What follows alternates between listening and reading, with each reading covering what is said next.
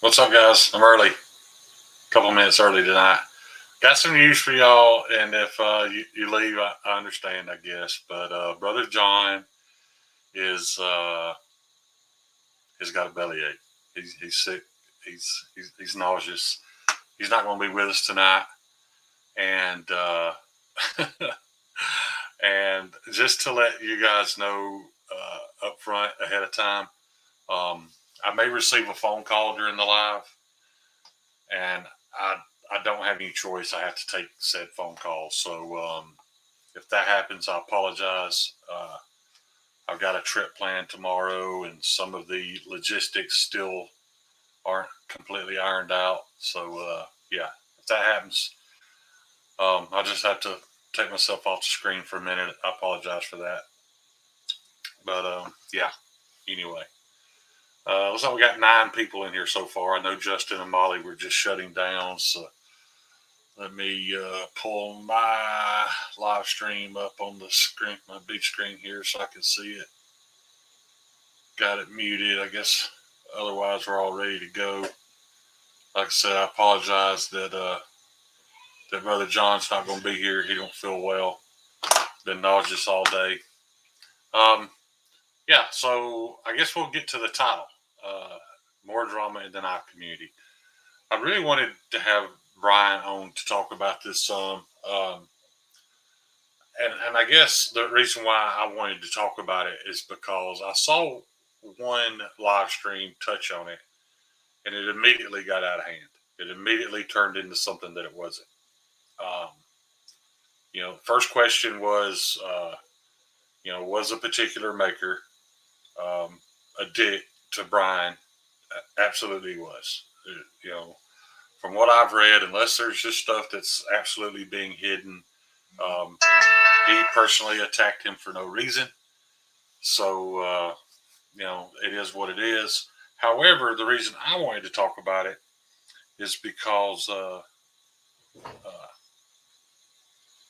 maybe I'm not getting it. Anyway, the reason I wanted to talk about it is because as soon as Jared brought it up in his live, it turned into, I kept seeing comments like, he made the knife, he should stand behind it, blah, blah, blah, this and that. For those of you who haven't watched Brian's video about it, he did take care of the knife. That's not the issue. That's why I said I don't want this to turn into this particular brand claiming that they don't make good knives. They absolutely make good knives. This guy is one of just a handful of people, which I include Brian in that are making extreme performance knives with extreme heat treats and geometry. He's doing it right. Now, I don't want to go into every single detail about what was said and what happened. I'll just give you the blunt of it. Brian purchased one of this guy's knives because he wanted to experience it. I don't know if you guys know this or not, but Brian at Transparent Knives is not necessarily a knife collector. He doesn't have a huge knife collection. I could be wrong as of today, but as of a couple of days ago, he only owned 2 knives. He owned a Conigarius and a Rosie. However, he does purchase a lot of knives just to experience them. I'm sure he probably purchases some of those to, to get some ideas from, things like that, see how other people are doing things to refine his process, maybe. I don't know, but he buys and then turns around and resells a lot of knives. So he purchased one of this guy's knives. Right, Ed. He purchases his collection very often. He purchased one of this guy's knives and it had a little blade play. In all fairness, the knife was purchased used, so Brian didn't see, he didn't hold him at any blame for that because the knife was used. He just reached out and asked him if he could look at it and maybe fix it. There's no doubt in my mind if he had come back and said, hey, man, my warranty is only good for the original purchaser, Brian would have paid to have it fixed. Brian would have fixed it himself, whatever. There was zero issue. The guy said, yes, I'll fix it. Brian sent the knife in. He fixed it. On top of that, he did a spa service on it, which included resharpening the knife and adjusting the scales. I'm sorry, guys. I can't ignore all these tonight. I apologize. But he did that out of his own goodwill. Sent the knife to Brian. Brian sold it. And apparently this upset the maker. It upset him because he felt like he went above and beyond because it was Brian. And then Brian just sold the knife. He went on to be dishonest about, Brian making money off of it. Brian absolutely did not profit any money. It was just unnecessary. And the only reason why I want to talk about it is because it doesn't take anything away from this guy's making ability. He makes an incredible knife. He makes knives that the majority of us don't need. He is absolutely on the cutting edge, no pun intended, of making high-performance folding cutting tools. Is he an asshole? Yeah, but we already knew that. If you've had any experience with this gentleman in the past, you already know that he's kind of an asshole. 3 text messages and I'm out. That's awesome, Michael. That's already 3, I believe. They're texting me I'll get to that in a minute, but all my travel stuff I'm going to need here in the next few hours. But anyway, yeah, I just didn't want you to turn into, I'll just say it to people saying that SPK makes a shitty knife or he don't stand behind his knife. He does. That's not what happened. Is he an asshole? Yeah. I mean, I've experienced that before. When the whole deal with the Devo knives, somebody saying the knife was made in China and not made in the United States, all that shit happened. He was absolutely assholish about all that. He does not react well to any opposing opinion or being questioned about anything.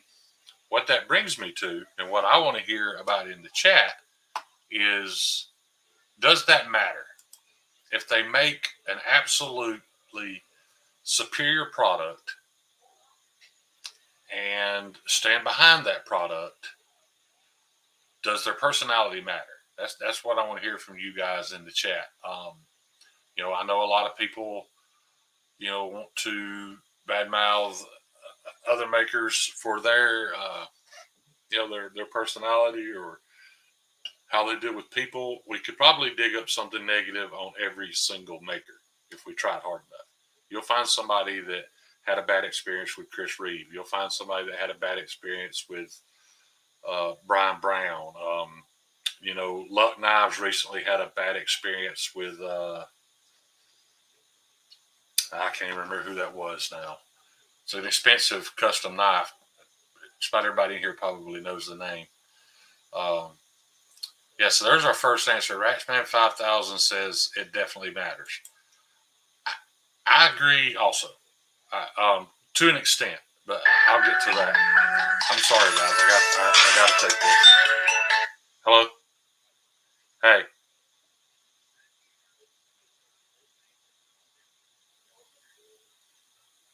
Yes, sir. My flight's at 5:05.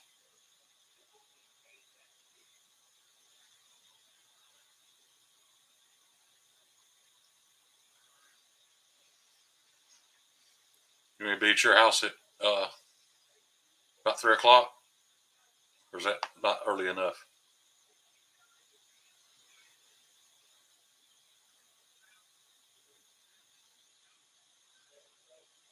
Right.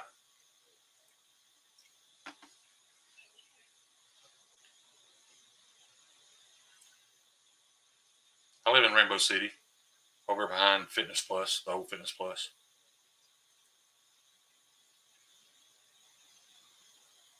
Yes, sir.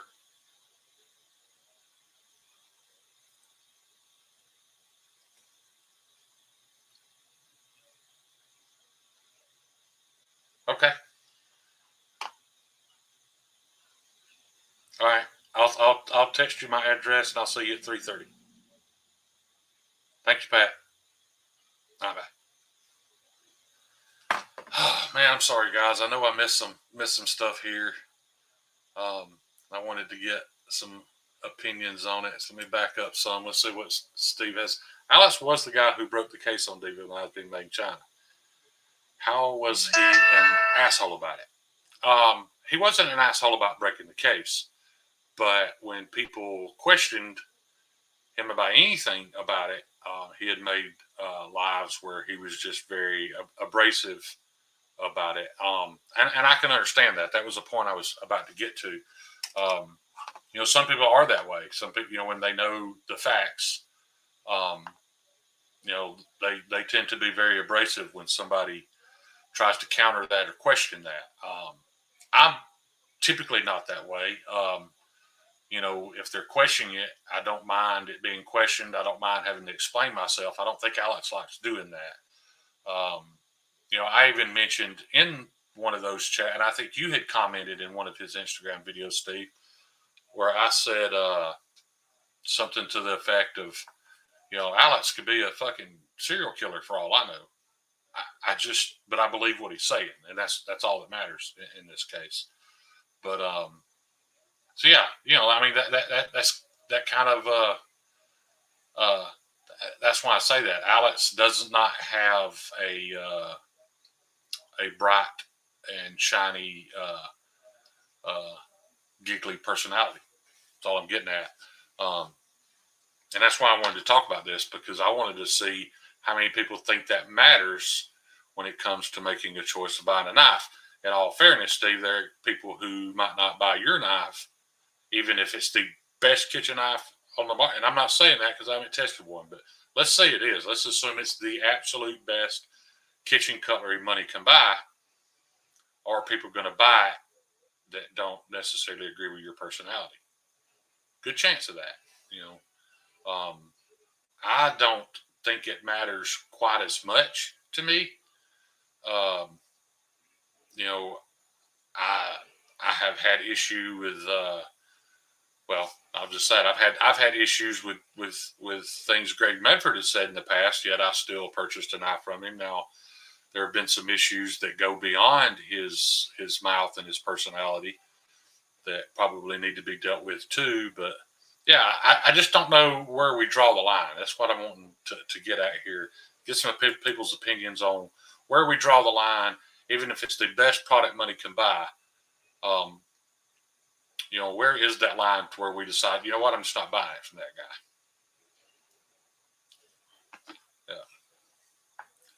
Yeah. And I'll agree with you there, Rex. Man, like I said, I'll defend his knives from what I know about them.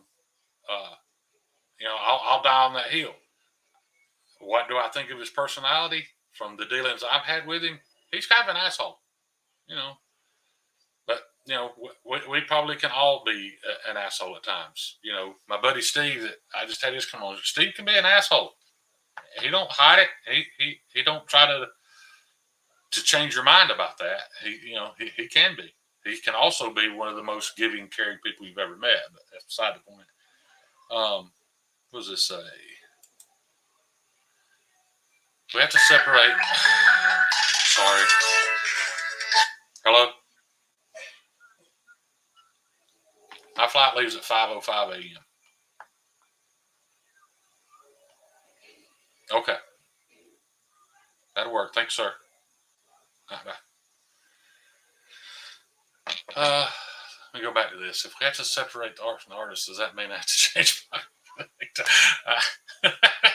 That's completely up to you, man. That all depends on where your morals lie, I guess. Let's see. Personal decision. Not a fan of asshole. That's just me. Makes them hard to deal with on customer service side.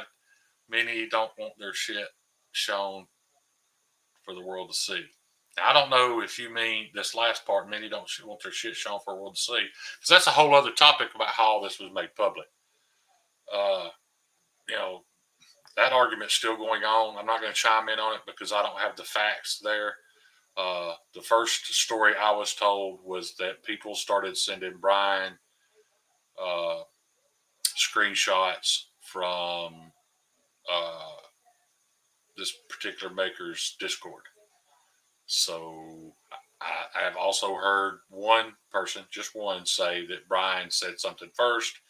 Now, did Brian just mention that he had to have some warranty work done and they consider that saying something first? I don't know because I saw nothing negative coming from Brian. I think all of this was completely avoidable. I'm just confused. Um, I'm just confused as to how it turned into as big a deal as it has. And I'm more upset that it's turned into, because I saw it with my own eyes with people just automatically assuming that this guy makes shitty knives and don't stand behind them, because that's not true. That's not what happened. Brian never said that. Brian was perfectly happy with the warranty work that he got. He thanked him for the extra that he didn't ask for. So I don't know. Let's see what this says. Guys in here saying they won't buy knives because he was a dick, but I bet all got one Chinese made knives. That's a very good point, Steve. We've gotten into that argument more times than I can count, and that's why I wanted to ask this question. If the morals and the outright personality of the guy matters, then does the morals and the ethics of everything else we buy matter?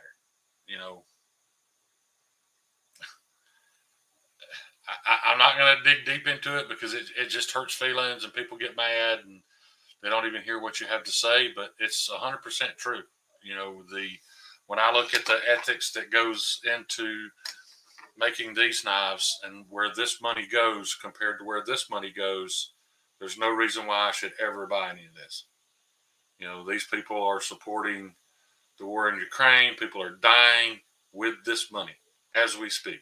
Right this minute, there are bullets being fired, paid for, and regardless of how small the fraction is, it's the truth. So, are we even at a place where we can just judge a maker for being an asshole? I don't know. Some people have jumped on the bandwagon of saying, well, Brian just likes to start drama. I don't feel that way because I think if you only chimed in for those parts, you would feel that way. I personally don't feel that way because I try to listen to everything he has to say. So I don't think so. I think him calling out subpar work is important to the community and to the knife industry as a whole. It's as important as the work that Steve has done calling out subpar performance. It's as important as the work that,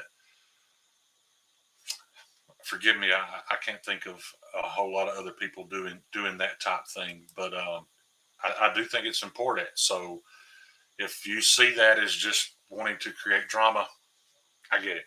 Let's see what Stephen Clare says, because I know he is a customer of this particular maker, so he has as much right or more than the rest of us.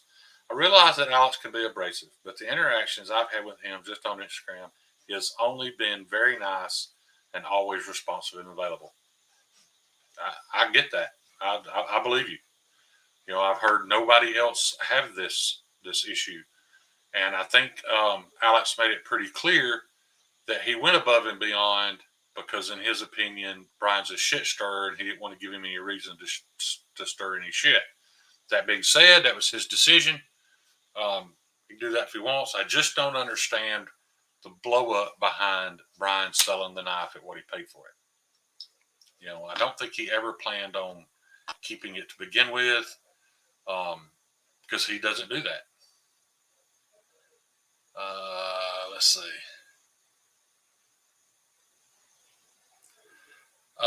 Jeffrey Dawson, are you talking about Alex or are you talking about Brian? Because I haven't seen Alex speak publicly on it yet. I've only seen screenshots of emails and Discord stuff. Yeah. Let's see. I'm sure I missed a lot of them. I'm sure more of you posted your opinion on that than what I caught. And I apologize. I'm not good at going back and finding that type of stuff. But yeah, I mean, it's just kind of and I didn't want to do a poll necessarily either. I just thought it was something good for us to think about. We all seemed to take a side pretty quick when it happened. Um, my side is I think it was all completely unnecessary. I think it was unnecessary of Alex to get upset because he sold the knife to begin with. I think it probably, uh, if I'd had to make the decision of whether or not to make that conversation public, I might not have. So yeah, it could have been stopped in its tracks um, by either party. You know, I did want to touch on that though. That if we're that quick to judge morals and ethics and where our dollars go, then who do we buy from? Who's okay to buy from? Who have you never heard a negative word about? I can tell you one, and I could be wrong, but I've never heard it. I've never heard a negative word about Protect. Their heat treats aren't what I want them to be. Um, you know, their warranty's outstanding. I got this knife secondhand. It's old as shit. I showed it to the guy at Blade Show. He told me absolutely send it in. They'd take care of it. Um, are they okay to buy from? I had a horrific warranty issue with Microtech. Not horrific on their part, horrific on my part. I did everything possible to piss those people off and cause them not to fix my knife and tell me to go fuck myself. That's what they should have done. However, they fixed it. I know there's people in the chat right now that'll say, Microtech's heat treats ain't worth the shit. Microtech's prices are too high. Where do we draw the line then? Who's okay to buy from? Because I don't know. I don't have an answer for that. If you have an answer for that, I'd tell you to put it in the chat, but odds are I might miss it. But like I said, we're not trying to win anybody over here. We're not trying to settle an argument. It's just something I want you guys to think about. Do we all just stop at Spyderco? I mean, Steve had to wear a fuck Spyderco t-shirt just a few years ago to Blade Show because their heat treats were dishonest. I just don't know where it goes. I think if we're going to nitpick and decide to cancel makers because of their personality or because of how they reacted to something, especially something that there's no way we will all know the true intentions of the original message. There's probably no way we'll ever see every word of it. So where do we go? I'm glad you brought that up, Patina, because I have an issue. We're going to move on from this and get into something a little more lighthearted. Like I said, I just brought it up to give you guys something to think about. If you're going to judge Alex, if you're going to judge Brian, if you're going to judge Super Still Steve, have they committed genocide? Have they imprisoned and killed people for their religious belief? I don't know. How outraged can you be? So, Patina Turner says, I buy all my knives from the gas station. No guilt, no regrets. The reason I'm glad you brought that up, you guys saw I had to stop for a phone call. I'm flying out. I'm leaving at 3 a.m. So in 5.5 hours, I'm flying to Tulsa, Oklahoma to pick up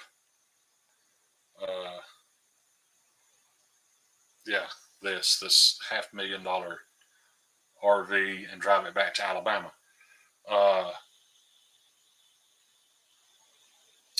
The reason I highlighted Patina's comment is I can't take a knife on the plane. It's only I have a 2-hour flight to Houston, then an hour and 30-minute flight to Tulsa. So they didn't pay for me to have a check bag because I won't need one. Apparently that cost extra for you to check a bag. I didn't know that. But so I can't take a knife on the plane. So my plan is to stop at the first Buc-ee's and pick me up a pocket knife for the trip home. My question is, have any of you guys had any experience with knife shopping at Buc-ee's? If I can get a Rat 1, I'll be fine with that. I know they sell some Boker. Not really a Boker guy, so I don't know where to go there. But if you guys have got any ideas, keep in mind I'm in a huge RV, so I'm not going to be taking any side roads or anything like that to find any local knife stores. What's the best knife for little or no money that you wouldn't even mind throwing away a week or two, or maybe doing a giveaway? Yeah, that's what I'll do. I'll do it as a giveaway on here. What's the best knife? Say $40, $50 or less. I can pick up at Buc-ee's to do for a giveaway. Nuts for Knives 20. Buc-ee's is it's like a mini mall of a convenience store. They're absolutely enormous. They sell food, clothes. They got everything in Buc-ee's, man.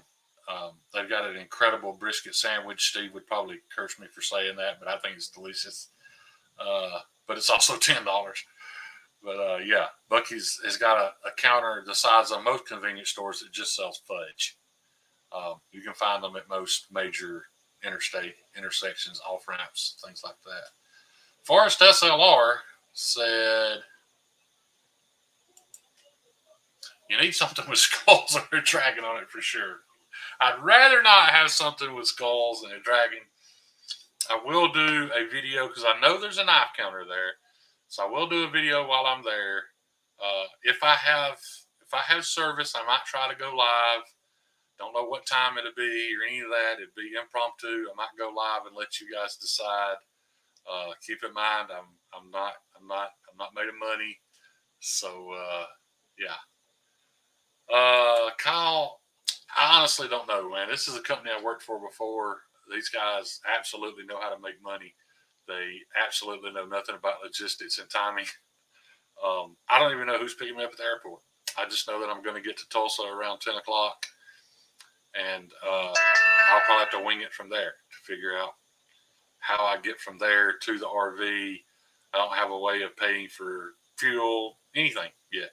So, yeah, 100% winging it.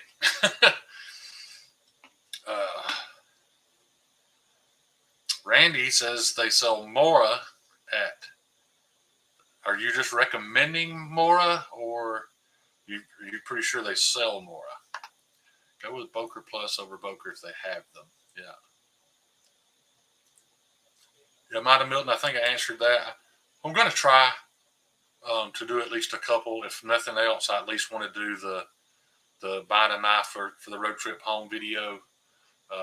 Razor Ramon says, "Make yourself a shank." Ratchet, yeah, it's kind of like a Flying J, but bigger, and they cater to both. I feel like they probably cater a little more to the passenger car, RV, vacationing type crowd. I mean, a trucker could use the place. It's probably a little more than what he wants to deal with, in all honesty. But yeah, they're enormous. And it's if you have anxiety, it's probably not a place you want to go because there's people shouting when the fudge comes out. And there's people shouting when a brisket gets done, and it's all very corporate. It's all, it's a tourist trap, and way to try to get these people's money. But it's the only place I know that I can fit an RV and pick myself up a pocket knife for the ride home. Paul Bessemer, Buck Highline, if they have it, get the barbecue. Oh, I'm going to get a barbecue. I've experienced the brisket sandwich, and I loved it. I want to fly. Yeah, then you guys can just sleep on my couch until Blaze Show. Gas station shopping versus Blaze Show video. That's what it's going to be. But I think they do carry Buck. I think they carry Buck and Boker. I'm not sure if they carry Ontario or not. I was only thinking that because I think that's the best budget knife money can buy. But I'm sure people will argue me about that.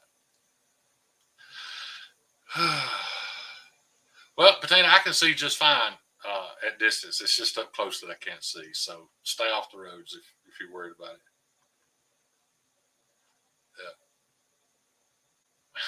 Yeah. We might get arrested before the fiery crash. We might. And you guys might be right. There may be 200 pounds of heroin underneath the bottom of that thing. That's why they're hiring me to go get it. I don't know. I'll find out when the dogs get done with their search, I guess. Uh, yeah, they have CBs and pulled pork and fudge and those pecans with the cinnamon and sugar on them. They make those there. I'd hate to guess what the payroll is there, dude. There are a ton of people that work all day and all night at Buc-ee's. See, that's funny you mentioned that. That they sell Barry and Son is about 40 minutes from my house. I had thought about it. I thought about just driving down there and having a talk with somebody at Barry and Son just to see if I could convince them to modernize a little bit. What I mean, I don't mean their machinery, none of it, guys. They make some folders with S30V steel, right around $100, that look like good knives. They're just missing the mark by design standpoints. They're still tipped down. Now, I don't care about that. I could care less. My Rat 1 is still tipped down. It's not worth the time to me to swap it because I don't think it makes any difference. However, I just feel like if they made a few subtle changes, they could probably, up the amount of knives they sell. But here's the question: do they need to? I mean, we don't know that. That company may have a goal. Hey, we want to sell 10,000 knives a year. Our budget is based on that. We can pay our bills. We can pay our people. We can make good money and put it in the bank at that number. If that's their business plan, why change? And if they're in Buc-ee's and people are buying them, why change? There's no reason for them to. We, as a knife community, are way too small a percentage to matter to change that. So that's the reason why I haven't went there. I am going to get some of their knives in on loan just to check them out. I want to check out some of their slightly higher end stuff. I know the odds of people buying it, people in this community buying it, are slim. Are you going to buy a $100 Barry and Son, even if it is that's 30V? When you could spend that money on, what you might deem a nicer knife from Kaiser, or some of their knives even get close to Spyderco money. So I don't know, but I still want to check them out just to see what they're doing. I don't know how far behind I am, guys. I'm sorry. I'm going to have to scroll down to get caught up because, I wasn't that far after all. Lord Nim, thank you.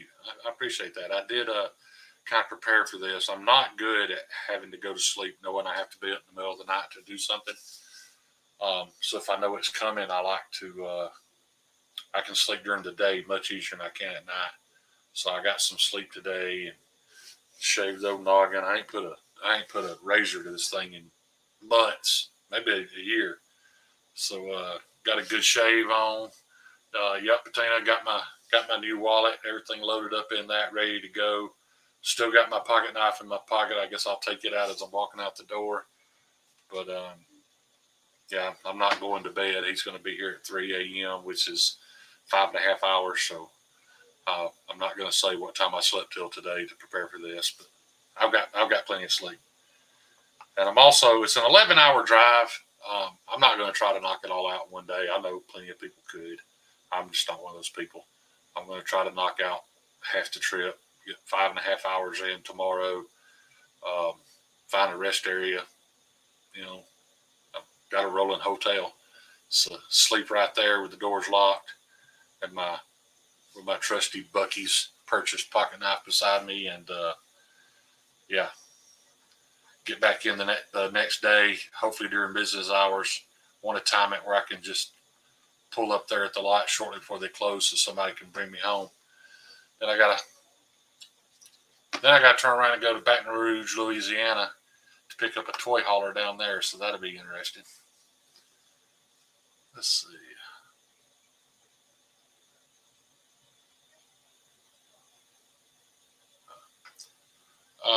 Hey, if you guys have got any leads on nice scales for a good price for the Ontario Rat 1s, let me know. I'm really shocked when I look them up, dude. What I'm finding is twice the price of the knife. Now I know I could send it to Bill and get something even nicer made, but I kind of want to save Bill's work for stuff that is worth it. If that makes any sense. Like I've got a Crooked River. I've been holding, been putting it off for months. We got a Crooked River that I absolutely hate the scale. It's not the wood. I like the wood. They're the red. They're red G10. And I just don't like them, so I'm gonna get Bill to make me some micarta for it. But if you guys know of any, like, and I know they're not American made, but you can buy PM2 scales for like $20 on Amazon.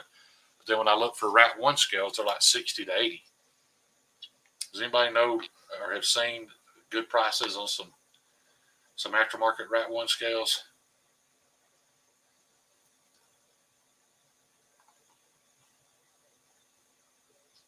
There's Michael Morgan talking about a Bear & Sons. My Bear & Sons aluminum lockback side buster with a clip was like $40, I think. I know from what I've experienced, their factory edges are very good. I'll say that. But you know, Bear & Sons is pretty popular around here because they're local. So a lot of people around here carry a Bear & Sons knife and have been carrying the same knife for decades and have no issue with it. So, that probably falls back on us buying what we want versus what we actually need.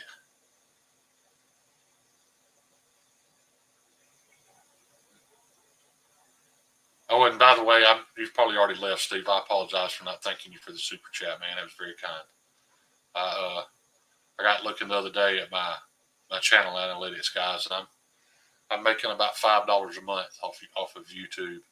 However, my deposit's been significantly more than that thanks to you guys. My channel's 100% fan, 99.9% fan funded. So I really appreciate that. I appreciate the memberships and the super chats.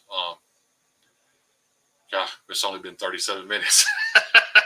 You guys have no idea how much easier this is with John over there egging me on and pushing me. So this one might not roll as long as they normally do. But anyway, I'd love to show you guys something new. All I've got new was my birthday present from Mr. Patina Turner. This thing is cool as hell. For those of you who didn't watch my video on it, it was a clickbaity video as well. I titled it "Why I Hate Kizer Knives," and if you watched it, you already know what I mean. It's not that I hate Kizer knives; it's just the majority of them bore me, and I don't understand why we even bother. Now they're more outlandish designs. I get it. I get this completely. I understand. I was not begging for cowbell, Kyle, but thank you too. I very much appreciate it.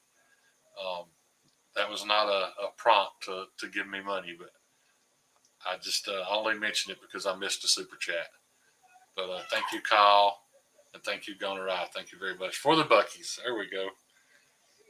Well, like I said, it's going to be you guys' knife when I get home. So there'll be a little story behind it. You can tell everybody, well, Shane bought that on a road trip, bringing home an RV full of opium.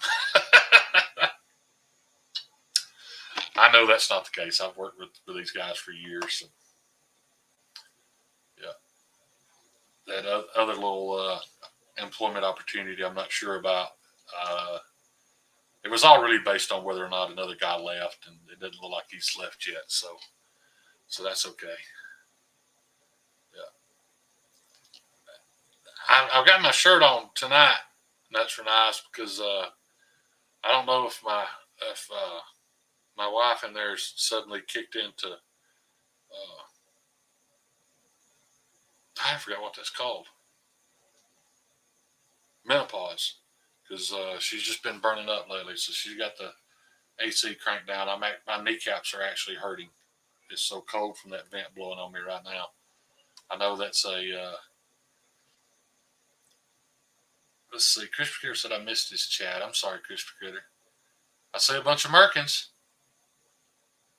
but they don't show up for me here. I see Todd Carr threw up some merkins.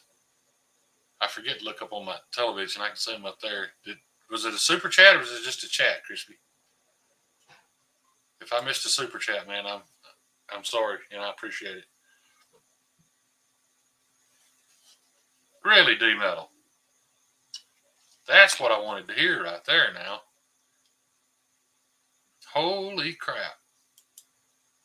Well, guys, that'll get us a knife at Buc-ee's right there for sure. That's the Buc-ee's knife is officially paid for. Thank you, Mr. Ed Harrison. You're a gentleman and a scholar, sir. I know you hear it all the time, but I don't know if you know what it means to a lot of these channels that make nothing without donations, and we highly appreciate it. The Senate, he hasn't got it yet. I had an opportunity to give it to him yesterday. He called and invited me over for the UFC fight, but we've been on the road all day. I was just wore out, so I didn't make it over there, but I'm going to get it to him. Kind of surprised he went through that Megaron as fast as he did, but we'll have to find it. So that's the thing. The guy wants something under 4 ounces and wants it to last forever, even under his abuse. It can't happen. Not going to happen. I even gave him a Cold Steel Code 4 Tonto, but he thinks it's too nice to carry to work and beat it up. And he says it's too heavy. So I don't know. Yeah. John, you're right. It is amazing. But I am kind of looking forward to this trip. I hadn't been on an airplane in 30 years. So it'll be my first flight in a long time. I'm not sure what to expect. I guess the mask thing is over. I looked it up about, what I could carry on the plane. I know I can't carry a pocket knife. So that's a bummer. But yeah, kind of looking forward to it, that long road trip. That big old RV, kind of seeing the sights. Not going to be in any hurry. Get paid the same regardless how long it takes, but I don't have anything else to do, so I ain't gotta try to make time. It don't matter to me if it takes me 2 days, 3 days, 4 days to make that money. Don't care in the least.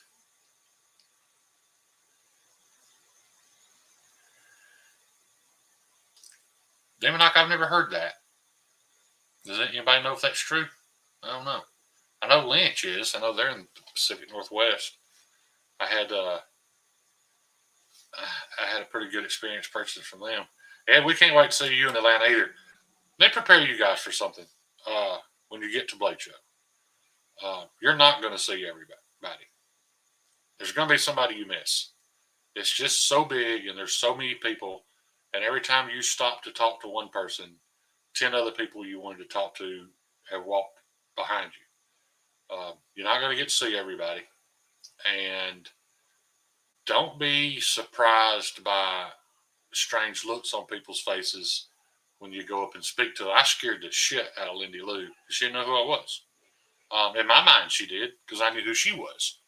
But she knew who I was. I walked right up and hugged her neck. And scared her to death. So, I honestly think it would be a great idea if we all went out and got one of those "Hello, my name is" stickers to go on our shirt and put our channel or whatever you call it, our emoji, whatever. Put our YouTube names on there because I've seen pictures of Kyle Coonley. I haven't seen pictures of Patina Turner, but if they both walked up to me in Atlanta, I wouldn't know who they were.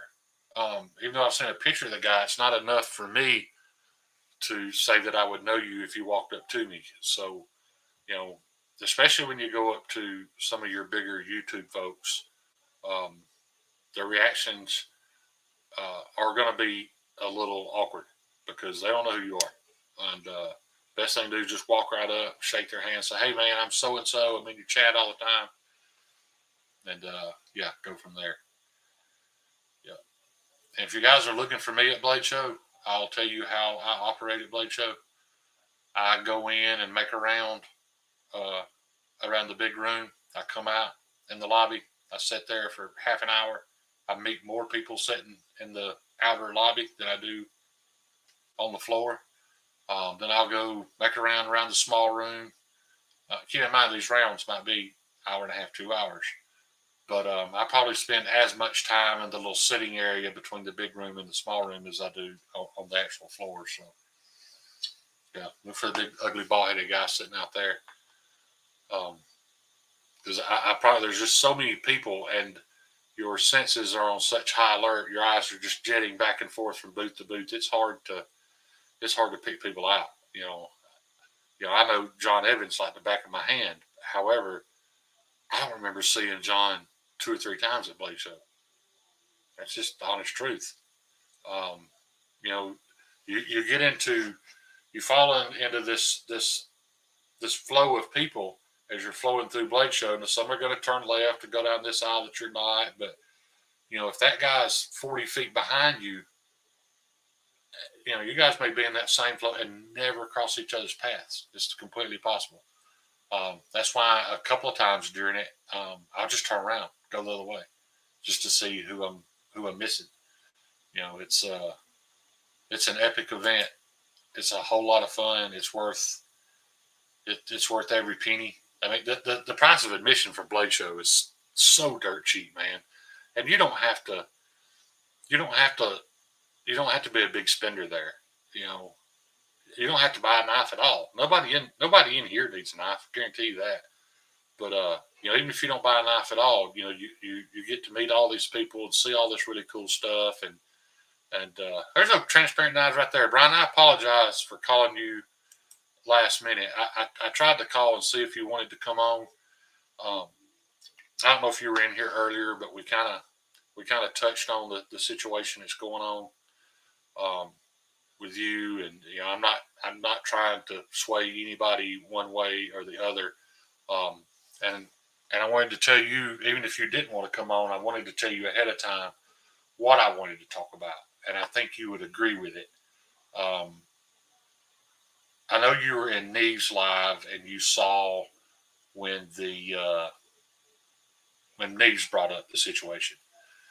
And it disturbed me a little bit because so many people got off the topic and went to kind of bashing Alex for making shitty knives or not having good customer service or whatever. And all too often that happens. You can let me know in the chat if you already heard all this and I'll stop. But the best of my knowledge, that's not what happened here. The guy from what I understand, is an incredible knife maker. He's just an incredible knife maker with a shit personality and lacks the skills of communicating with people, especially if there's any friction, if there's any opposition, if there's anything negative at all. He kind of falls apart. He gets a little unhinged. I don't know if you saw, but Steve was in here earlier, and I'll say it whether he's here or not. I catch shit all the time about being Steve's friend. You're going to see me at Blade Show talking to Super. I'm staying with Super Still Steve at Blade Show. I don't care what his opinions are about certain things. I love the man. I know who he really is, and I love him like a brother. I'd do anything in the world for him. Well, I take that back. The one thing I won't do for him is I'm not going to die on a hill defending how he handles certain situations, because they're not how I would handle it. And that's okay. Me and Steve can be buddies. Me and Brian can be buddies. We don't have to agree on how to handle a situation. Now, Brian, I also said, in case you missed it, that I felt like the whole situation was unnecessary because a custom maker had somebody reach out to him with an issue with a knife. He agreed to fix it. He threw in a spa service, which is free anyway, according to his website a few days ago, and then got mad when you sold it and attacked you personally. That's what I had an issue with. I heard what Neve said in the live after. Didn't read the chat, though, because I was working. He did fix my knife. I have no idea why he said there was never an issue. Exactly. And that's all in text. That's not hearsay. That's things he actually typed and put out onto the internet in one form or another. So, yeah, that was kind of crappy. And the part that I think think one of the reasons why I took it so personally, Brian and I have touched on this situation before, and many of you, and I really appreciate, guys, the support I had on the high end reaction video I did. I didn't do that because I'm thinking about getting into doing music video reactions. I did that because that song affected me profoundly, because I deal every single day, I struggle with depression and mental health issues. Um, However, I believe that struggle is the key word. I try not to let it defeat me. I fight it every day. Some days I win, some days I don't.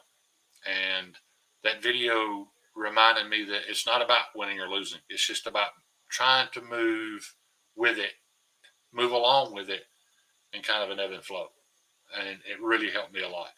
So when he chose to bring up Brian's mental health issues, that's why I called him an unhinged cunt. That was my exact words, because you just don't do that. You know, it's a topic that I feel like we should all be open and discussing.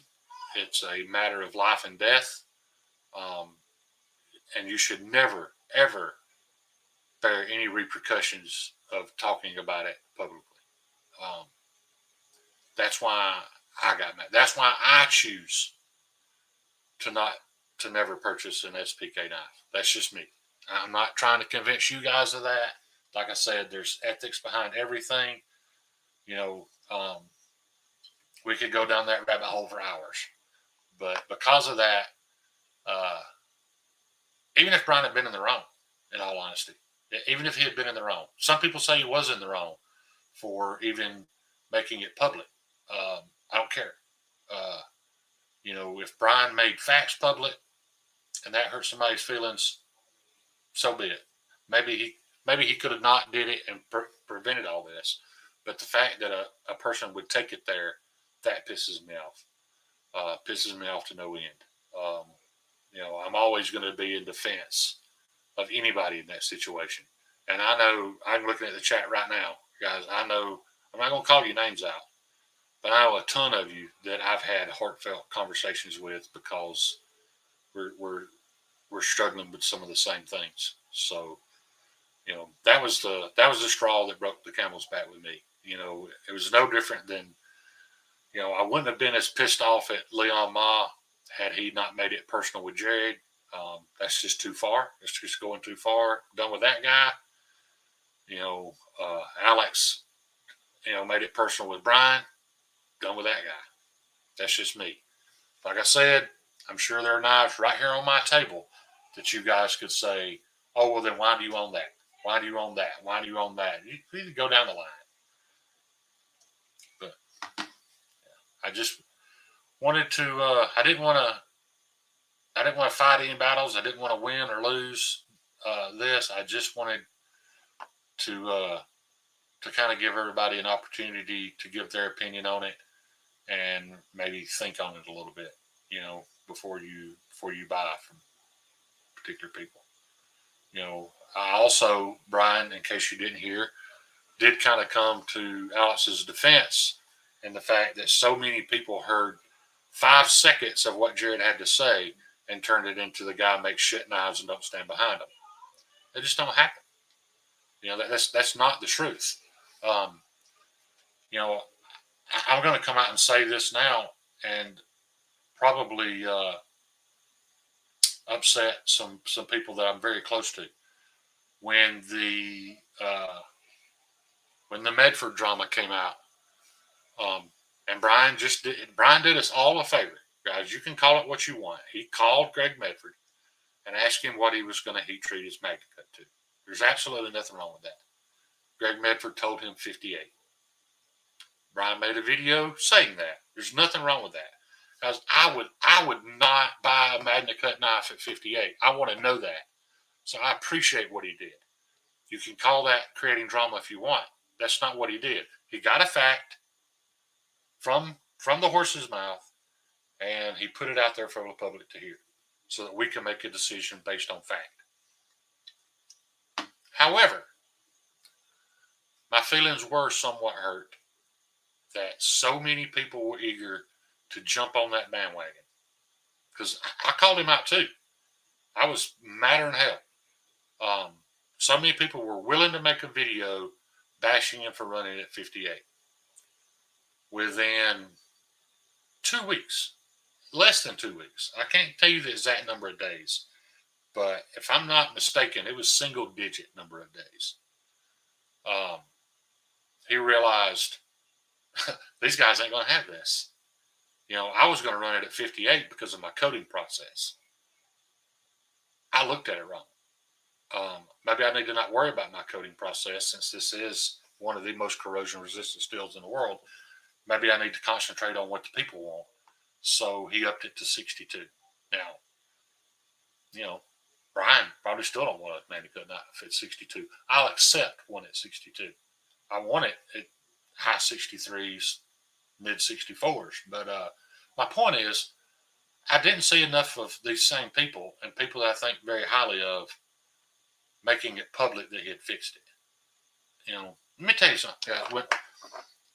If by next year at Blaze Show, Rick Hendry releases an XM18 in Magna Cut and does it at 63 to 64, you can bet your ass, bet everything you own, that I will make a video, I will eat crow, and I will congratulate him for finally listening and ignoring his ego and doing what he should have done. It won't bother me at all, because in my mind, that's going to make this one of the top, in my opinion, one of the top 3 pocket knives ever made. Because it's so close right now. For me, this knife is 99%. I see my buddy Dopey in the stuff, and I know it's just something he likes to joke about. This isn't a shit heat treat. This is a standard heat treat. This is what all of your $300 and $400 Riots and all that other shit get. It's just S35VN performance level. It's not good enough, in my opinion, for this price knife. And I'd give anything for him to fix it, for him to change it. But, yeah. Throw me some opinions in the chat right quick, guys. What do y'all think? I started this almost last year, and I kind of got off the subject. And I'm thinking about kind of retouching on it. I've got a very short playlist on my channel that says preparedness. I'm thinking about doing some more of those videos. They don't, performance-wise, they don't do any better or worse than my knife videos.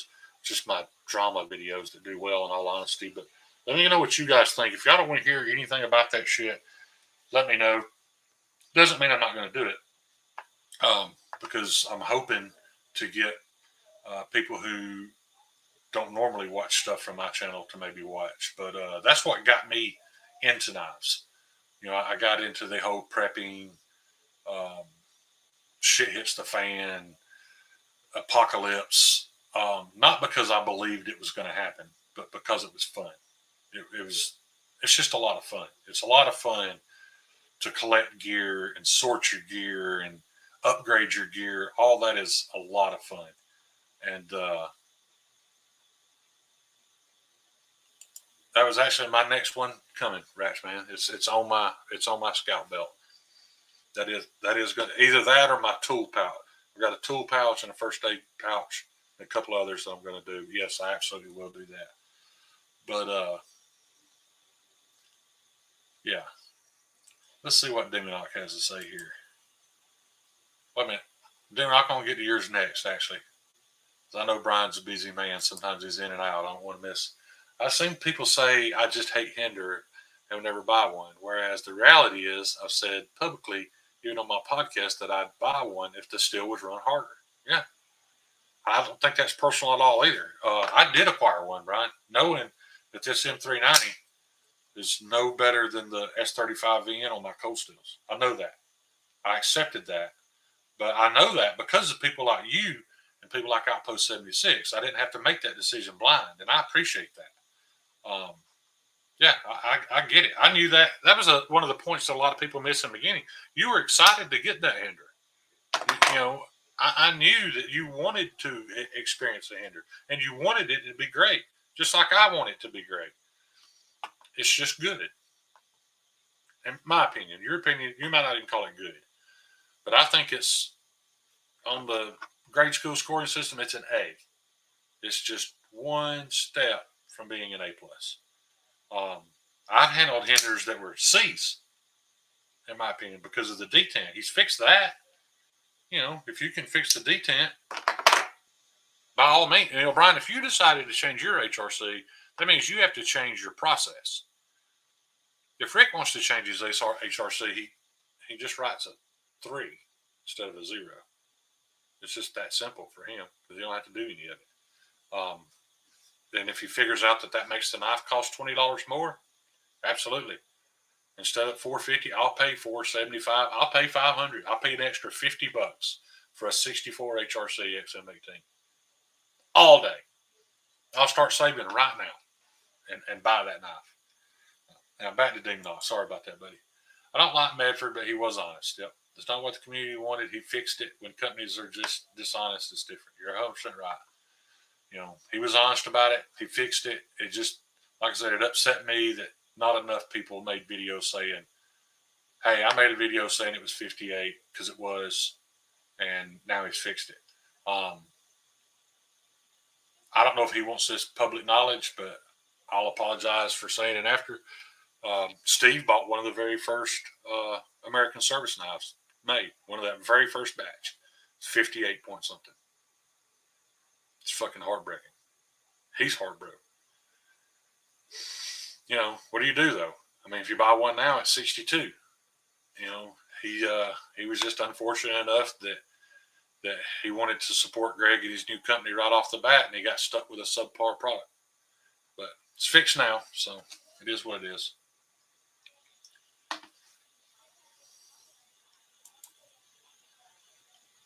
Rick Hender's a strange little dude. He's a little dude, that's for sure. His ego cannot take even modicum of criticism about his knives. You're right, and that's a shame, but it is what it is. A lot of people are that way, and it's not just knife makers. I've known guys in the automotive field for years that would lose money because they refused to admit they were wrong about something. I walked up on jobs that a guy's been working on for 3 days and fixed a car in 5 minutes. And instead of them being grateful, they were mad.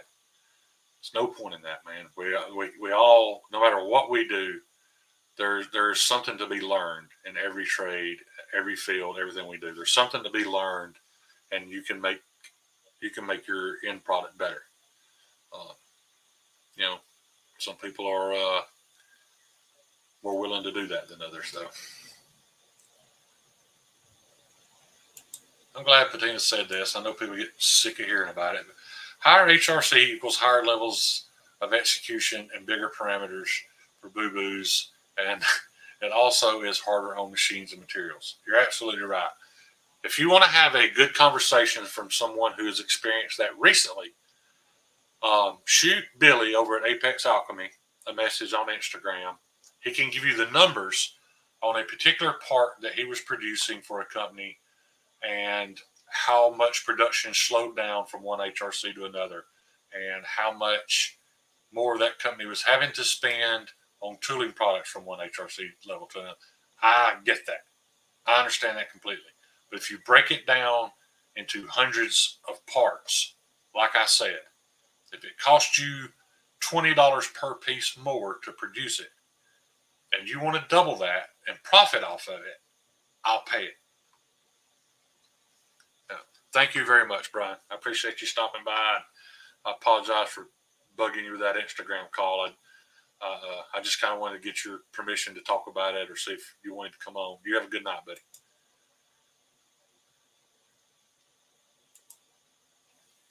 Remember why Hinder specifically made his XM18 series of knives with weak detents and why he made the access to the lock bar on the XM?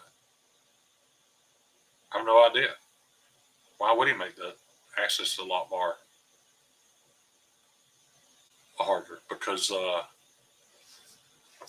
firemen are one of the few trades that are always going to be using gloves when they use a knife. I would think they would want more access to a lock bar. Because you're right. I mean, it's decent. I can access it quite well, but if I had on big, thick, insulated gloves for fighting a fire, I probably couldn't unlock that knife at all.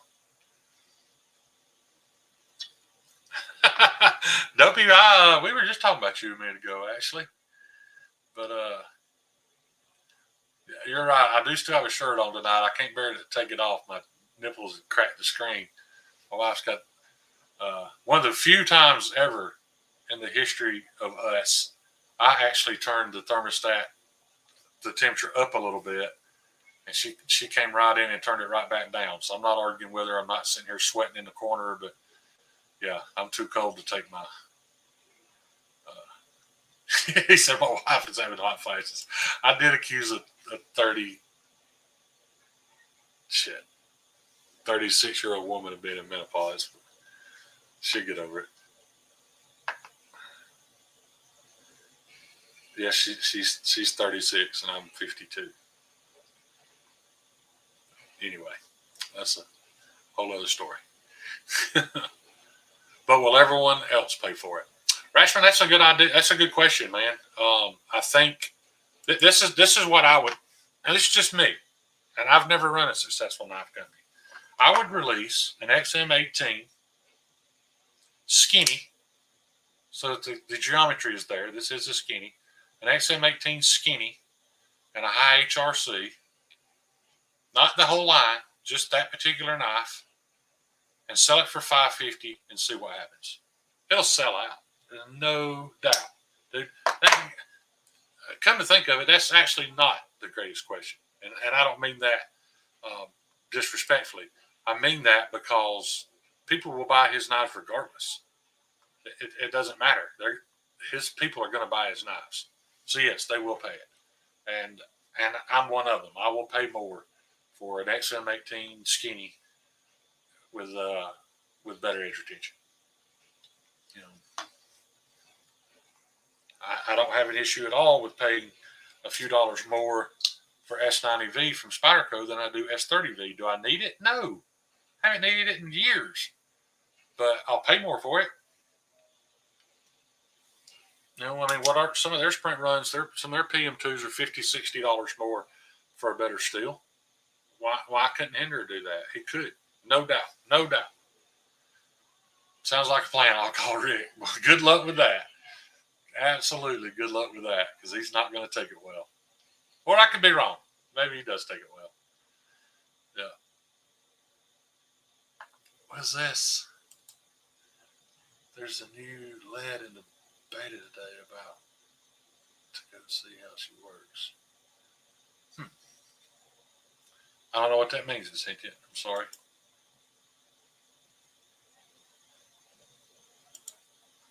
Well, luckily, Joe, she's still young enough where she don't mind her age being spoken. And she's not in the room, and she don't watch my shit no way, so it don't matter.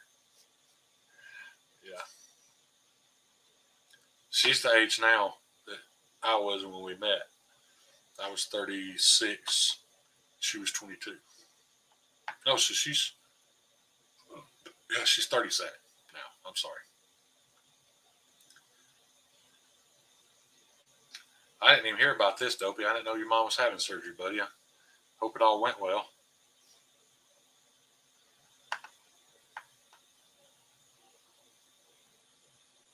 That brings up a good topic right there. Ratchman 5000. Did all you guys go and watch Pete's cut test on the 15V? It literally smoked everything. It smoked everything by huge numbers.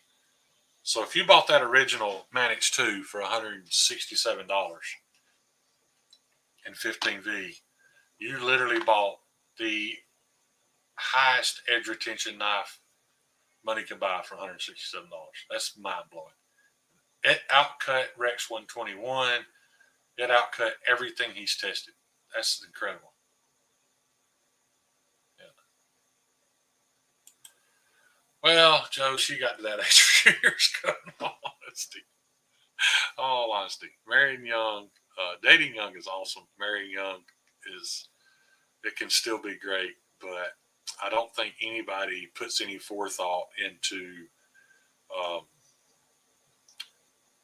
there's already a difference in maturity levels, but I don't think anybody puts any forethought into um, how much that changes as you age. You know what I'm saying? Like the speed of maturity is so much different, from my age to hers. Not to say, and I'm not talking about for the good either. I'm not just talking about, I'm getting older and wiser. I'm just talking about, you know, I've got less tolerant of things and less willing to try things at a much faster rate than she has. So it's definitely something to think about. Yeah.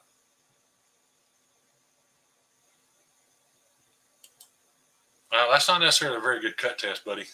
I cut worst cut I ever got. I got from a Kershaw. It's not this knife. It's this exact same knife, but I owned this knife previously. This knife cut me worse than anything has ever cut me.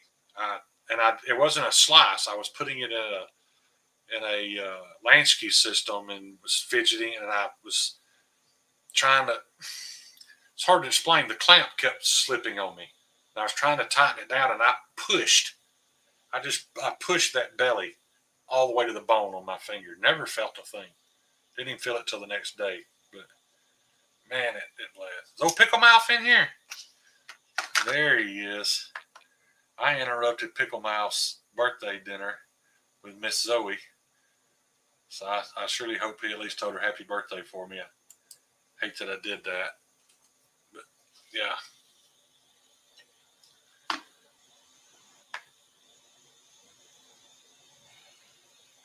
I should consider what?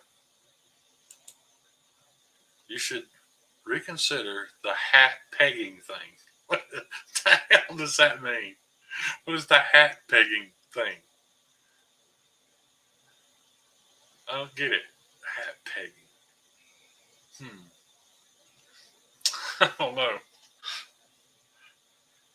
Pick them off present. Oh, are you saying that's an idea she brought up and I'm intolerant to new ideas?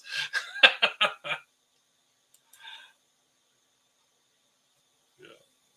Pickle mouth in the house. It is so weird. I guess because we talk about it and our devices are hearing it now. Because I know I'm not the only one, dude. Pickle related shit pops up on my phone all day, every day now. Just all kinds of videos, recipes of fried pickles.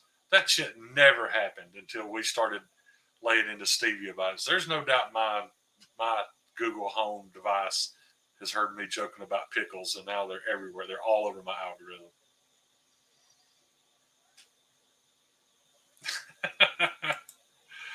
Yeah, and I don't even think I thought to tell her happy birthday while I was on speakerphone. Did they all get a big kick out of the redneck hick that you had on speakerphone? I'm sure they did. Patina very familiar with pegging.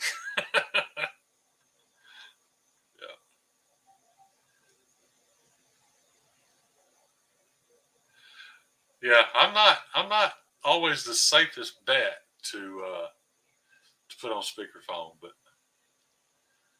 I've had daughters, so I know when to refrain. That's like this whole battle with Eli. It's tough, man. Because Eli can say whatever the fuck Eli wants to say, but I can't. If I go too far, I could catch a case. But Eli can say and do whatever he wants to do. That's totally unfair, man. Him and his damn youth privilege.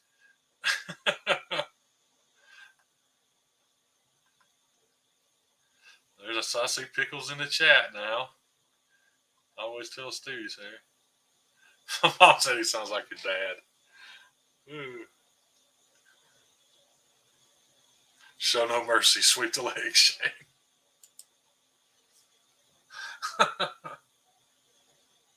The bad thing is, by the time Eli gets old enough to come do something about it, I'm going to be old enough where he could probably whoop me at that point. As of right now, I'm still pretty confident.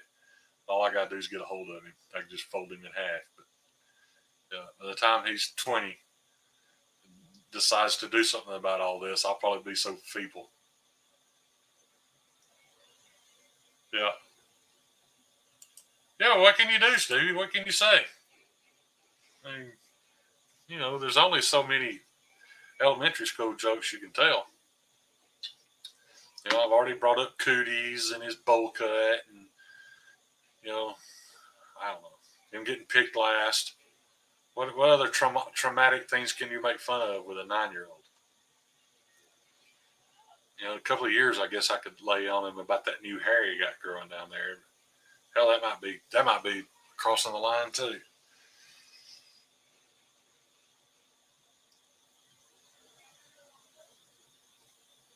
What does this say? God, I'm getting blind up close, guys. Oh, I'm the asshole because I'd make him cry. Then make means of him crying. Yeah.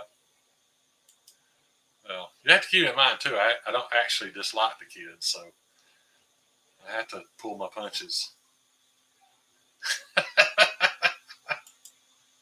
If there's a book out there, Todd, I'd like to be informed. Just send me the Amazon link. Oh wait. Yeah. Had an interesting night in here tonight. I was a little bit worried about being on my own. There's no blades and fades. Blades and fades. That's an artist right there, guys. I'm almost as curious of Sean's haircuts. Well, I'll be honest with you. I'm more curious about Sean's haircuts than his knives or his knife sharpening. Only because I'm so inundated with knife content that I think it's really cool seeing some of the art you can do on the side of a guy's head. Pretty impressive stuff. I remember the first time I saw that was on a Greyhound bus coming back from California. There was this black dude sitting in front of me, man. He had the coolest haircut. He had checkerboards, and I don't even know how to explain it, man. I don't know what they pay for haircuts like that, but it was incredible. He wasn't on the bus with me for long because he met up with this beautiful blonde-headed chick on the bus. And like our next stop, they got out. The bus driver caught them having sex in the bathroom and left them there. Like just some little roadside shack that had a bathroom. They got off the bus to have sex. So he left them there. Miss Stella in the house, guys. We have an absolute celebrity right here amongst us. The pic behind you looks like a shaft. Those are my Boondock Saint posters. I really wish I knew how to zoom my camera in where you couldn't see this wall, where it was just that. Because like when me and John are both in here, that's all you can see. But yeah, that's probably one of my favorite movies of all time, Boondock Saints. I love attitude type movies, revenge stuff, good versus evil. You know, that's my jam.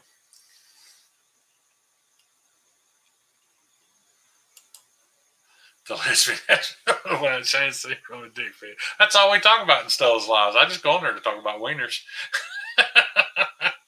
Stella's admiring that big blue vein right there. You know you like it.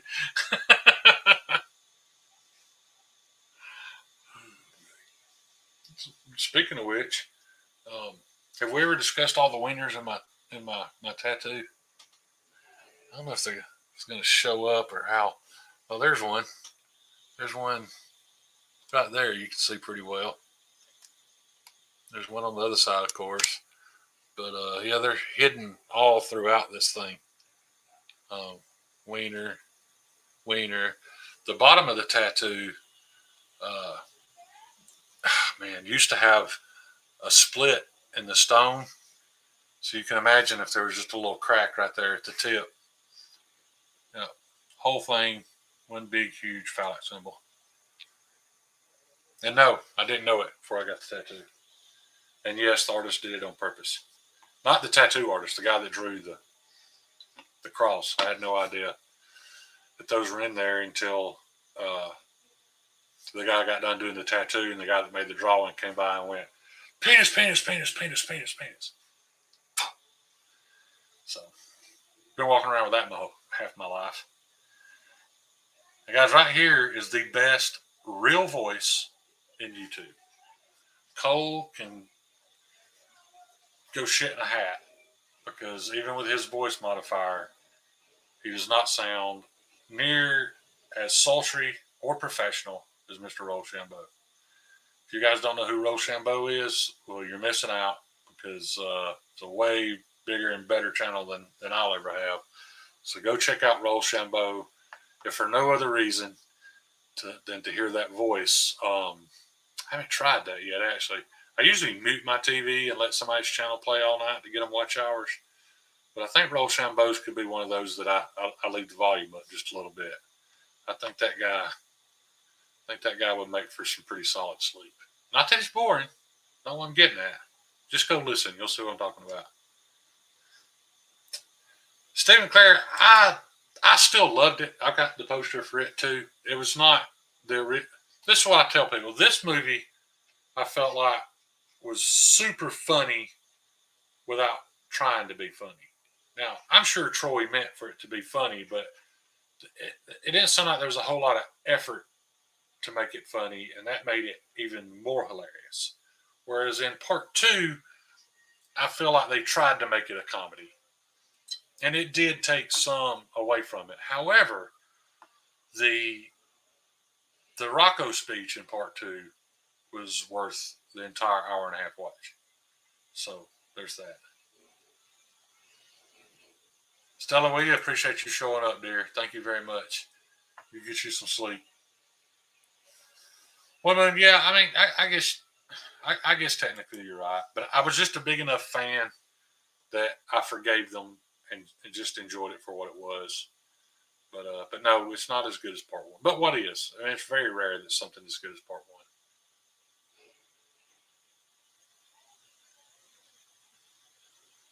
Hey guys, this is a testament right here. Rochambeau's voice is so sensual, I finished 2 his videos on silent.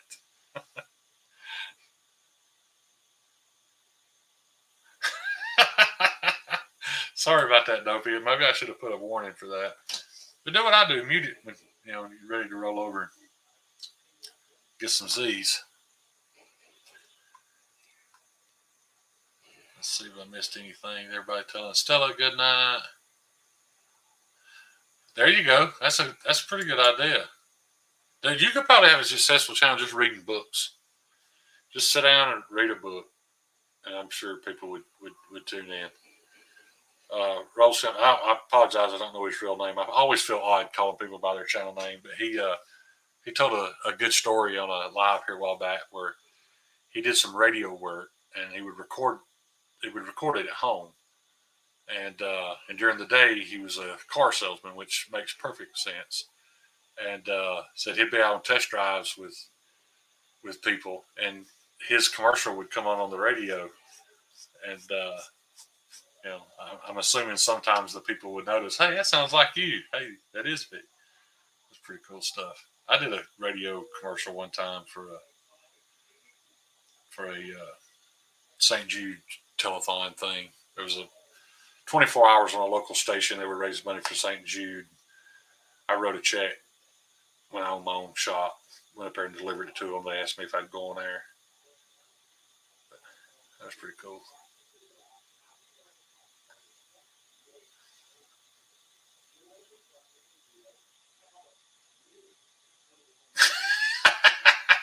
He's gotten better, Crispy. He's kind of like Medford's heat tree. It's gotten a little better. And I don't mean this disrespectful at all. And I'm not going to mention who mentioned it to me, but several months ago, somebody said, have you tried watching G-Ball Vision's videos on 1.5 speed?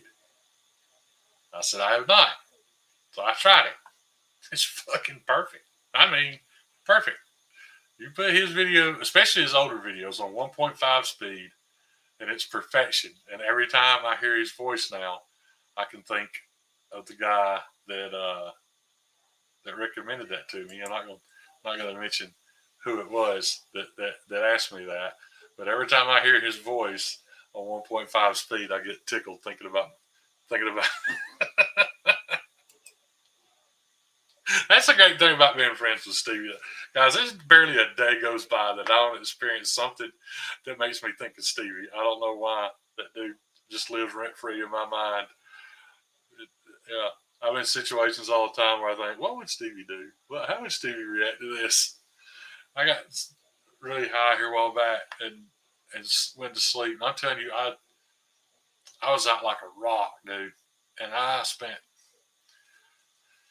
it's kind of a little bit of a rabbit hole. I don't know if any of you guys have ever played DayZ.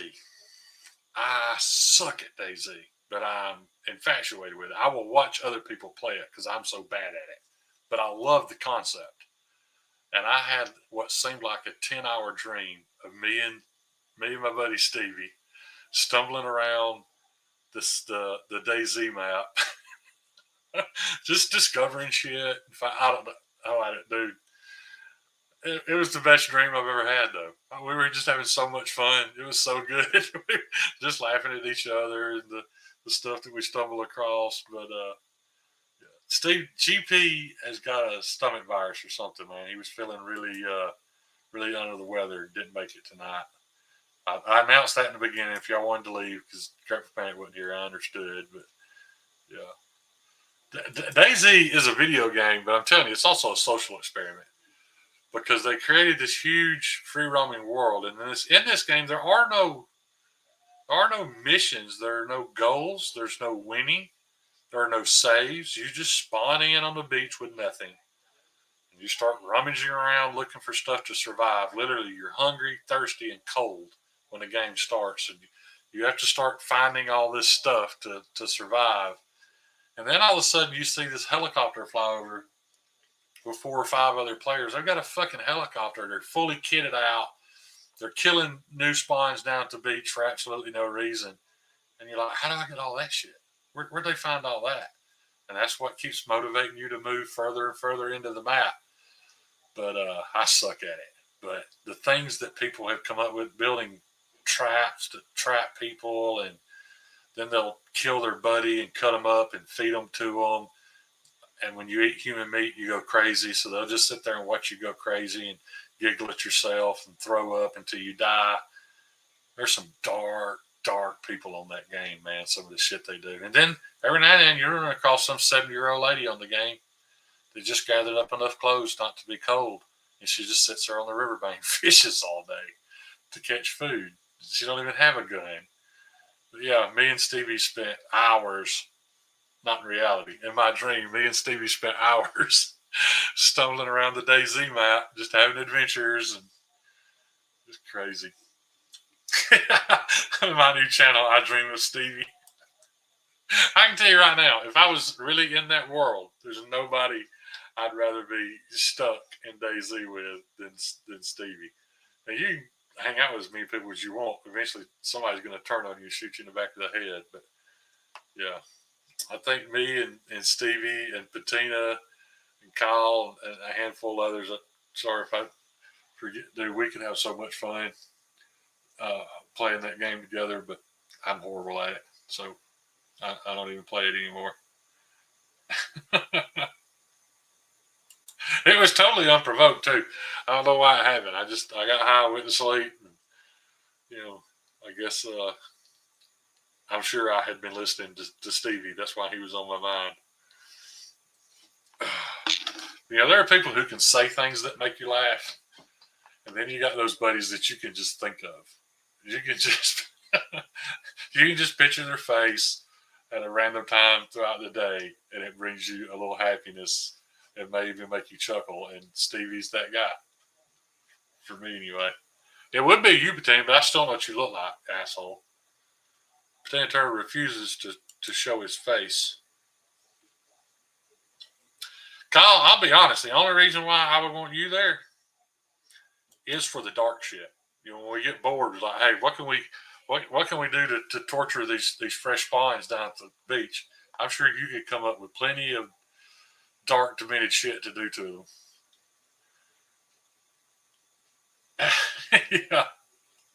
I didn't say anything about us doing any smuggling in the roses. Yeah, yeah. I thought you said snuggling in the roses.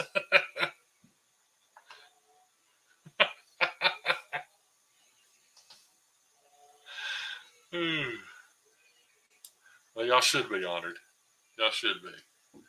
Now go to the channel Fresh Spawns and watch 10, 15 minutes of one of their DayZ videos to see what I'm talking about. People literally live in that game. I mean, they literally spend every waking moment inside that game. That is their world. That's their life. I don't get that, but man, there's some crazy shit happens in there.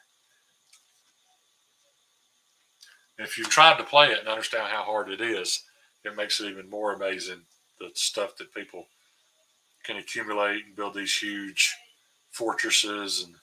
And then what's bad about it, like I said, there's no save.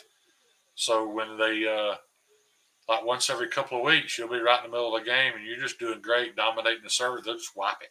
They just shut it down, start it back up. Everybody starts over with nothing. Craziest idea for a game of all time. But they made it like an open mod thing, so people with good computer skills, you can go in and change the map and turn it into Disneyland.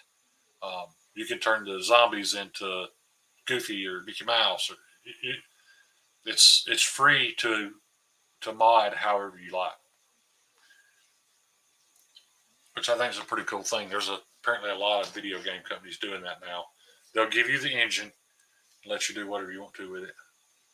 And then if people want to play it, they want to buy it, they'll actually give you a cut. Kind of like YouTube, I guess. I had no idea, but in the video game industry now, you can use their engine. If you create a game and it becomes successful, you'll make money off of it.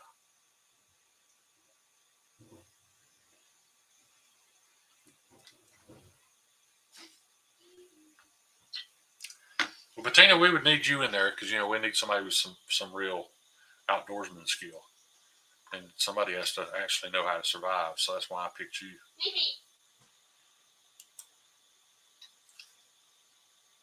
And yes, by the way, there's food everywhere, but you can't also grow marijuana. You can even grow different strains of marijuana and sell them. You can become your own cartel, make money. But if you use it, like the screen narrows in and gets a little hazy. So I guess I went off on a video game rant. Does anybody in here even play video games anymore? Or everybody got too old?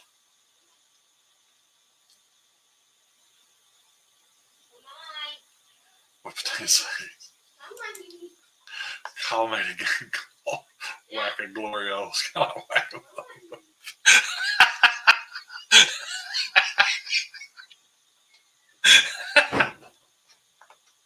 That's why I love you guys. You're all so hateful. Absolutely hateful. There's Mimo, king of the shorts. You always say that, but Mimo could probably be commercially successful, but he spends so much time and effort into making shorts about us that only our little community will get, and they're epic. They're absolutely epic. But I'm sure people who don't know any of us know who we are when they stumble across something. It's like, what the fuck is this? But it's awesome stuff. I'm sure you did play Hogwarts Legacy, Maddie. That sounds exactly like something you would play. I only say that because I probably couldn't play it. I'm probably not smart enough.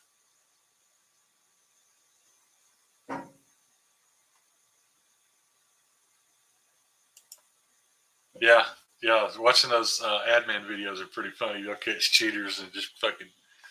You think they just boot them out, but they don't, man. They torment them. They take it personally. They'll torment the hell out of them. It's hilarious. It's just amazing to me. I was big into video games for when Modern Warfare 2. That was my jam. I spent a couple of years every day playing that game. And when the new ones come out, I'll get them. I'll play them for 2 or 3 weeks, and I'm just kind of done. But I had no idea this new world of video game, what they've got going on now. So many games out there that you've never heard of, and just thousands of people are and they've got their own little communities just like ours. Imagine that having 50,000 people watch you play a video game live, and you're getting paid for it. And some of those streams they're anywhere from 3 to 7 hours long. Those guys probably making good cash just for playing video games. And then you've got controller companies or CPU companies or video card companies just giving them shit and paying them to tell everybody what they're playing on, why the picture's so clear. Crazy world we're living in now, man.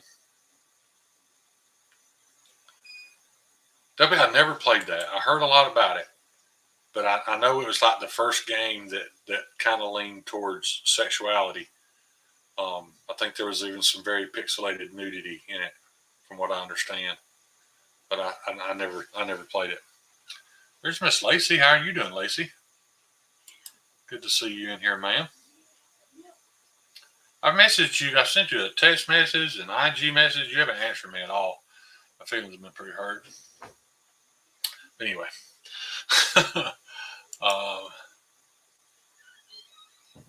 Yeah.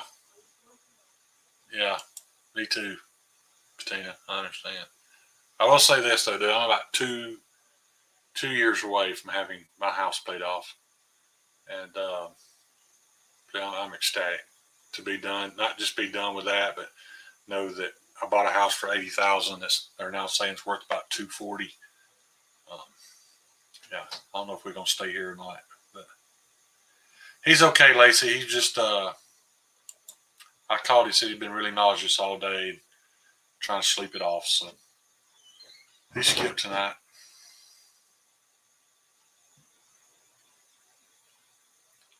Lacey, that was me. That wasn't a client.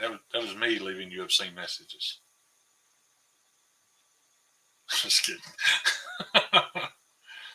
That makes me feel better that you weren't just ignoring me.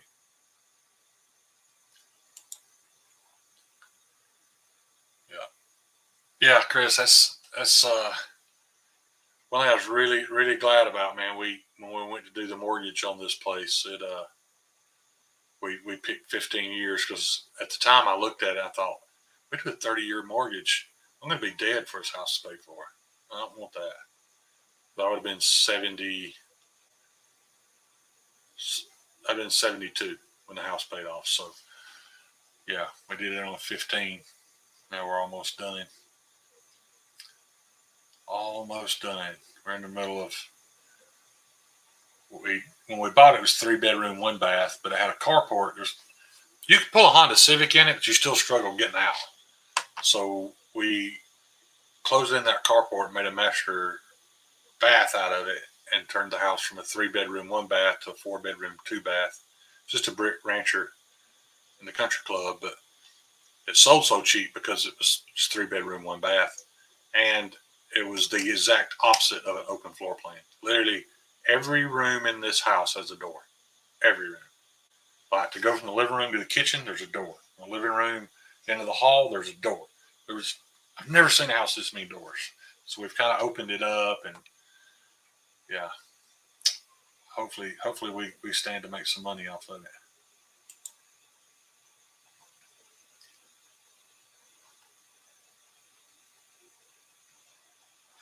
Well, now we're demonetized, but I hate to hear that, Lacey. That's scary shit. I don't blame you for changing my number.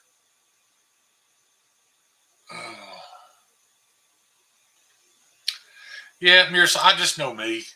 I know how. I don't want to say. Yeah, I mean, I'm a little bit irresponsible, and I know if I'd had that option to only pay on the 30-year note, I would have. So, um, yeah, we've paid some extra. It's only going to be like $200 a month more to pay it off in 10 years, and we should have done that. We'd be done right now, but yeah, that's a smart way to do it, Crispy.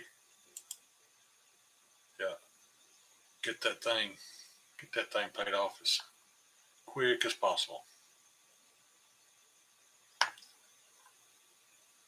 Anyway,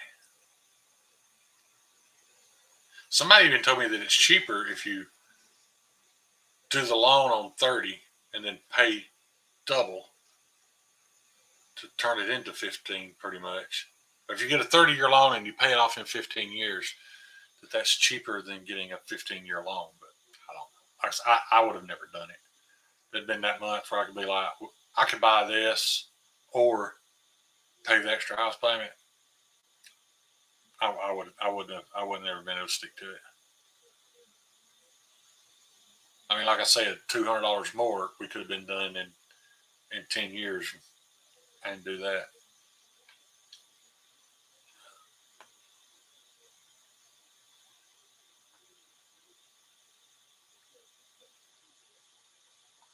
Don't be defending her, Kyle. You're trying to make me feel better about it. She's just ignoring me.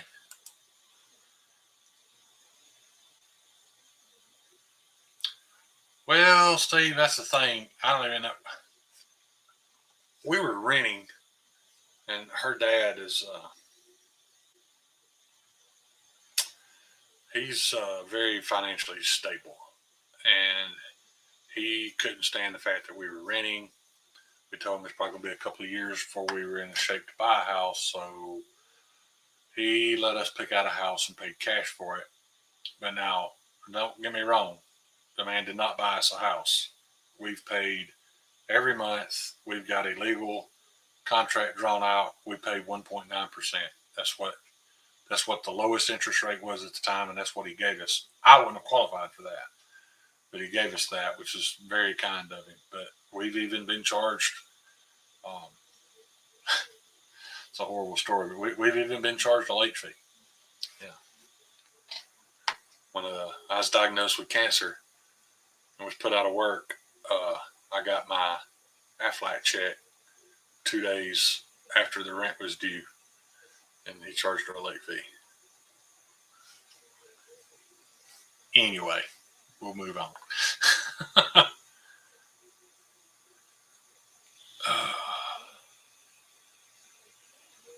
I really wish I had planned for getting old, or at least older. I know most people in here my age probably had some type of plan and probably, pretty comfortable with their retirement. I'm not going to say I'm uncomfortable in my retirement. I mean, if things stay the way they are right now, I guess I'll be okay, but it doesn't leave a whole lot of.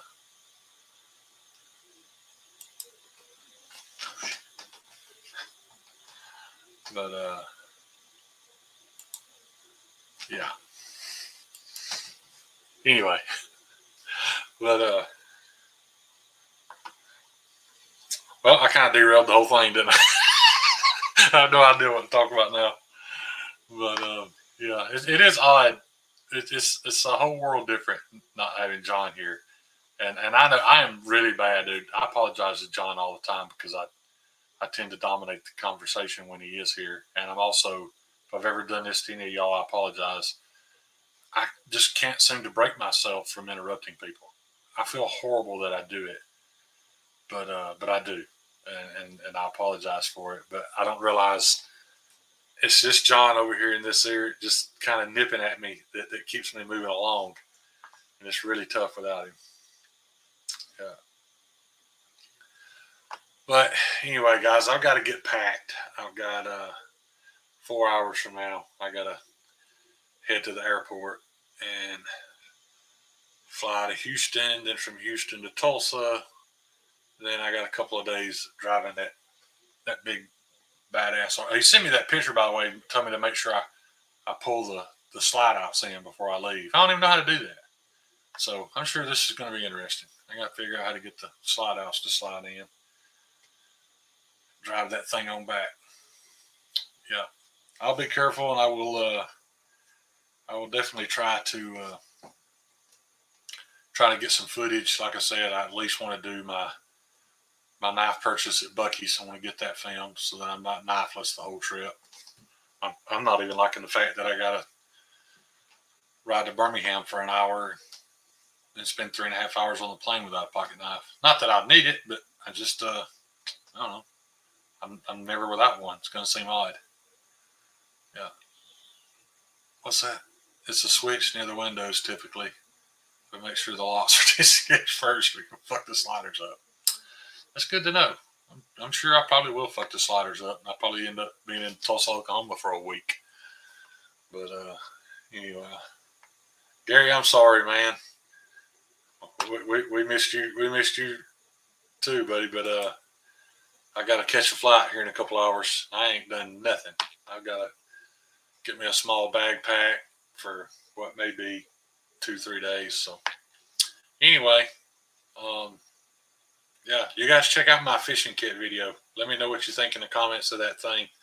If you want to see any more stuff like that or got any ideas, because I've got tons of that stuff I could talk about. I'd love to make videos on it. But and like I said, I mean this to sound rude, but I wasn't necessarily making it as much for the knife community because you guys are very good about getting me nearly the same amount of views. And I know it's the same people over and over on my knife videos, but I'd like to branch out, try to get some interest out there for some other folks. Maybe draw them into this knife addiction too. So you guys know I appreciate any amount of time y'all spend with me. Peace. Love y'all. It's gonna take him a minute.